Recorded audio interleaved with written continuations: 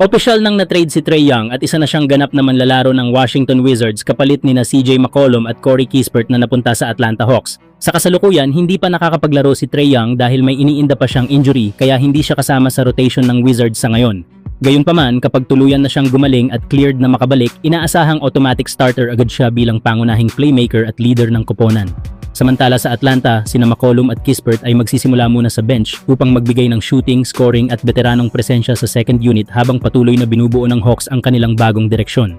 Sa kabuuan, nananatiling malaking upgrade ito para sa Wizards sa sandaling makabalik si Trae Young habang para naman sa Hawks ang trade ay isang strategic reset na nakatuon sa depth at flexibility.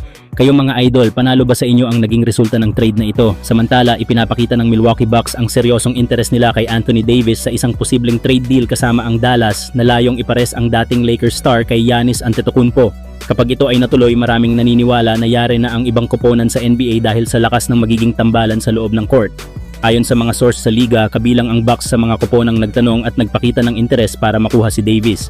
Hindi na ito nakakagulat dahil patuloy na agresibo ang Milwaukee sa paghahanap ng karagdagang talento na maipapareha kay Giannis, lalo na ngayong hirap silang umangat sa standings na may record na 16 na panalo at 20 talo, pang-11 naman sila sa Eastern Conference.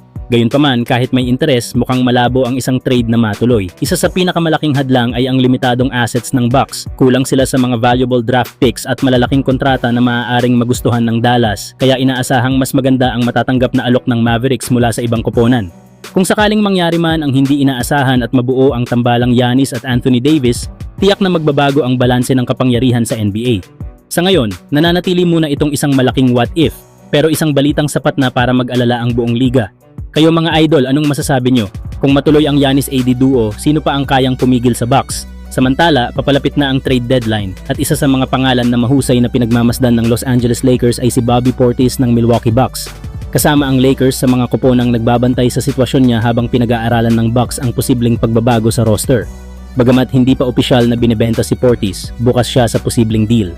Swak siya sa pangangailangan ng Lakers bilang isang physical, reliable at playoff-tested na big man. Isang manlalaro na kayang magbigay ng instant energy at makipagbanggaan sa ilalim sa bawat laro. Sa career averages, meron siyang 12 puntos, 7 rebounds at halos 39% mula sa 3. Malinaw na kaya rin niyang mag-space ng floor at magbigay ng scoring sa tamang pagkakataon. Bukod sa laro niya sa court, dala ring ni Portis ang playoff experience at competitive mindset bagay sa kulturang gusto ng Lakers. Kilala siya bilang player na kayang baguhin ang momentum ng laro sa pamamagitan ng hustle plays at clutch scoring. At sa kontrata niyang humigit kumulang $14 milyon kada taon, pwede silang gumalaw ng hindi nasasakripisyo ang core ng koponan. Para sa Los Angeles, malinaw na seryoso sila sa pag-upgrade ng frontcourt. Si Bobby Portis ay isa sa mga pangalan na posibleng maging susi sa mas malalim at mas matinding playoff run. Kayo mga idol, sa tingin nyo ba sapat na si Bobby Portis para tuluyang tumibay ang Lakers sa playoffs o kailangan pa nila ng mas malaking galaw bago ang trade deadline? More talks to come in. Bobby Portis. Zaire Williams doing a nice job meeting Bobby at the rim, meeting and greeting. Give me that. Oh, take that. I'll get you back.